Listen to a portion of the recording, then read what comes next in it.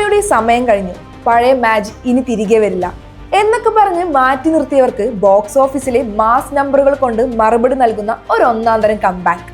വെറും 6 ദിവസങ്ങൾ ബോക്സ് ഓഫീസിലെ സകല റെക്കോർഡുകളും തകർത്തെറിഞ്ഞ് വീണ്ടും ഒരു 100 കോടി ക്ലബ് വിപ്ലവം.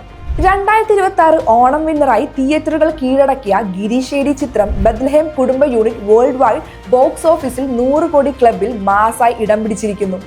ഒരു കാര്യം സമ്മതിക്കാതെ വയ്യ, മലയാള സിനിമയിൽ ജനങ്ങൾക്ക് എത്രത്തോളം സ്നേഹവും കണക്ഷനുമുള്ള ഒരു നടനാണ് നിവിൻ പോളി എന്ന് ഈ ചിത്രം ഒന്നുകൂടി തെളിയിച്ചിരിക്കുകയാണ്.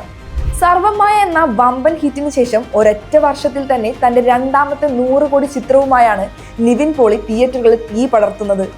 തനിക്ക് മാത്രം ചെയ്യാൻ സാധിക്കുന്ന ആ നാച്ചുറൽ കോമഡി ടൈമിങ്ങും സ്ക്രീനിൽ വരുമ്പോൾ പ്രേക്ഷകരുടെ മനസ്സ് നിറയ്ക്കുന്ന ആ ചാമും അതേപടി തിരികെ കൊണ്ടുവരാൻ നിവിന് സാധിച്ചു. ജസ്റ്റിൻ എന്ന കഥാപാത്രവുമായി നിവിൻ പകർന്നാടിയപ്പോൾ തിയേറ്ററുകളിൽ ഓരോ മൊമെന്റിലും ചിരിയുടെയും കരഘോഷങ്ങളുടെയും പെരുമഴയായിരുന്നു. ഏജ് ഗ്യാപ്പ് റൊമാൻസ് എന്ന കോൺസെപ്റ്റ് വളരെ ലാഘവത്തോടെ തികച്ച് റിലേറ്റബിൾ ആയ കോമഡിയിലൂടെയും ഇമോഷനിലൂടെയും അവതരിപ്പിച്ചതാണ് കുടുംബ പ്രേക്ഷകർ സിനിമയെ ഇരു കൈ നീട്ടി സ്വീകരിക്കാൻ കാരണം.